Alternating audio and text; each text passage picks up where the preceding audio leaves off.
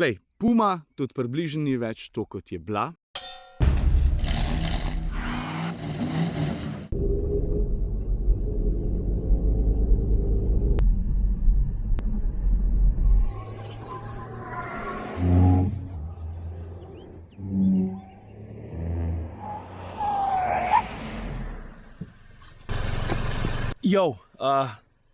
Če kjer avto zadnje čase si tale zaslužil, tak malo bolj dinamičen prihod, bom razložil zakaj. Kjer je, si pa verjetno že opazil, ne? Ford, Puma. Za začetek, vem, da je težko, ampak na ta staro Pumo bo treba na en način pozabiti. Pa verjem mi, tudi meni je težko narediti. Kar vidiš v tem trenutku je ene vrste športni terenc, medtem ko je bila pa prva Puma tak, čisto krven, zelo majhen, kompakten kupe. Dar, mogoče sem šel predaleč, ko sem rekel, da je športni terenc. Ne, Puma je križanc, kar pomeni, da v osnovi, v teoriji, jemlje najboljši iz dveh svetov. Malo je dvignjena, imaš malo boljši pregled, lažji ven pa noter. Obenem pa že z obliko dosti jasno namiguje, ne, da se zna tudi športno pelati. Sploh ta s to opremo ST-Line. Pridemo do tega pola. Obenem pa poudarjam, razumem, zakaj se komu kovca po ta prvi Pumi. Mislim, tudi meni se. Nikoli je nisem pelil, vedno sem si želel. Sploh tisto racing izvedenko. Pa tisto avto še danes zgleda dobro.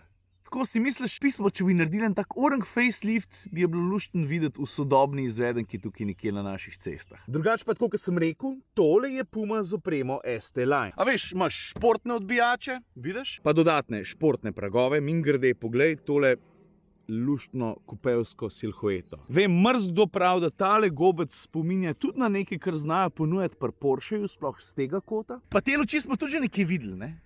#FordGT. Ja, dejansko so tudi tam ledice podobno speljane in v praksi moram priznati, da izgledajo res kul. Dobro, pa imamo še različne ST značke, vidiš? Pa športni volan, ta tudi. Dodatno zatemnjene šipe, pa kroma z zaključek izpuha. Pa ne samo, da kupenih rdečih šivov najdeš na sedežih, vidiš okaj tega, pa na vratih tudi. Stari lej, še tepih je obrobljen z njimi. Predvsem pa, tale ST-Line ima tudi športni podvozje. Je pa tako, da kljub temu, da je Puma postavljena na Fiestin podvozje, je v njej prostora dosti več. Tudi zato, ker je po eni strani še zmeri kompaktna, ne? Manj kot 4,2 metra, ampak obenem za koliko 15 centi daljša od Fieste, višja, malo širša. Med osje je daljša za 5,5 cm. In stari, ko prideš v kabino, se to fejst pozna. In to je v osnovi to, kar vam zapovedati o prostorski ponudbi Pume. Sam še pri kufru se bomo na hitro ustavili, ker se mi zdi, da ima en dosti zanimiv feature, drugače v osnovi je prostora za 400 litrov, ampak pazi zdaj to. To se pravi kufr kot kufr. Ponovadi, če odpreš, je tukaj spodja rezervno kolo, pa še kakšna drobnarija. No, pri Pumi pa stari. Kaj pa to? Ford temu dodatku pravi Megabox. Vidiš, piše do max 50 kg. In ta luknja za 80 litrov jo je. Huda fora. Nikjer še nisem videl podobne rešitve. Je pa tako, da sem noter daš lahko glih čist, kar hočeš. Dajmo reči, da si recimo smučil, ali pa si noter vrgel kaj mokrega, pa lahko samo tale podn plastičen odstraniš. Evo, lej, takole. No in tukaj na podnu imaš ene vrste odtok. Poglej, simpel, kot pasulj. Če imaš svinarijo, je naj ti steče ven. Tukaj lahko vidiš asfalt na drugi strani. A veš, so šli na ta princip, da zakaj bi človek kompliciral, če lahko naredi simpel. Ali pa mogoče samo še ena na temo uporabnosti. Prej sem dvignil polico, pa ne vem, če si opazil, se je sama zaskočila na mesto. To je pa zato, ker ima Ford en tak sistem, ki je bulletproof. Dvigneš in ti jo zatakne in obdrži na mestu. Vidiš? O tehnologiji varnosti ne bi izgubil preveč besed, mogoče najbolj še rečem samo, da nate pas skupno 5 radarjev oziroma kamer, 3 so radarji, 200 kameri, pa kup enih ultrazvočnih tipal, vsega skup mislim, da ducat. Če te pa zanima za točen, kjer gre, ja pa piče pa na Fordovo stran. Pa verjetno te počasi zanima, kaj tole Puma poganja, litrski motor, bencinski, turbo trivaljnik. Imaš dva, ki sta na voljo, ali 92 kW oziroma 125 konjev, ali pa 114 kW oziroma 155 konjev.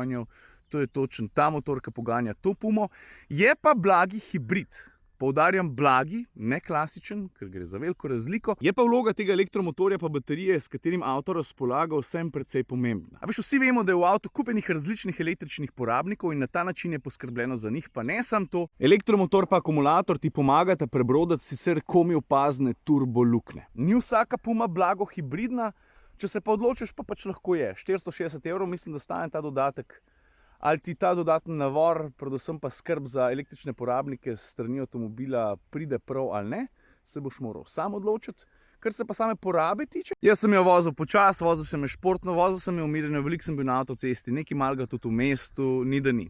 Od 7,1 do 8,6 je popila, povprečje tam 7,5, nekaj tacga. Ni malo, ne, kar dosti popija, ampak sem se s tem dosti hitro pomiril, zato ker mi je avto tudi veliko dal, predvsem v ovinkih. Ok, zdaj gremo pa na vozne lastnosti. A veš, tukaj moram pa reči, da sem izredno vesel, da Ford nadaljuje s to svojo tradicijo, da ne glede na to, ali pa skoraj ne glede na to, katero avto ven dajo, da poskrbijo za to, da je tudi v ovinkih nekaj vesela. In prav pri Pumi je bilo, pričakovanja so bila velika, ne.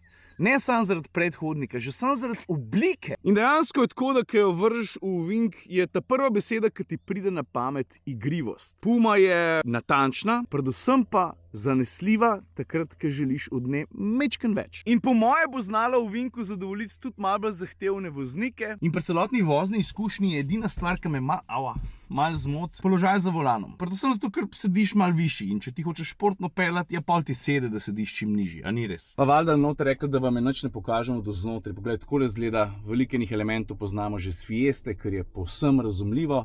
Pa mogoče bi poudaril samo še digitalno instrumentno ploščo, ki se mi zdi zelo luštna. Mimogrede, ko zalaufaš avto, se ti pokaže taka fina grafika, evo jo Pumo, hitro zgine, se pokažejo merilniki in potem, ko ga ugasneš, pazi, spet light show.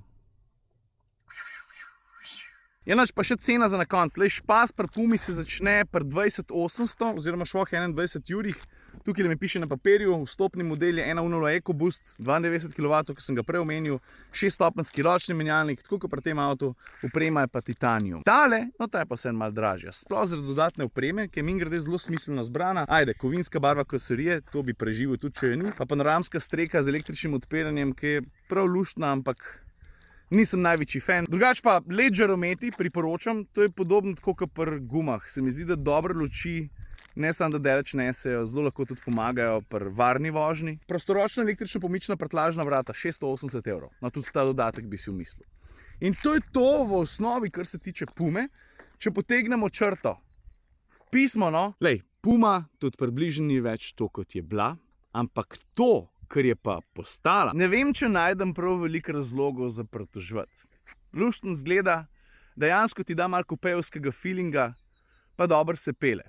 S ceno, no, s to se moraš sam pomiriti oziroma se odločiti, če te zanima avto, do kam lahko sežeš. Pri ostalih stvarih, ki sem jih omenil, to se pravi varnostna tehnologija, udobje, vozna dinamika. Tukaj se mi pa tudi zdi, da ni nekih odprtih vprašanj. A ne?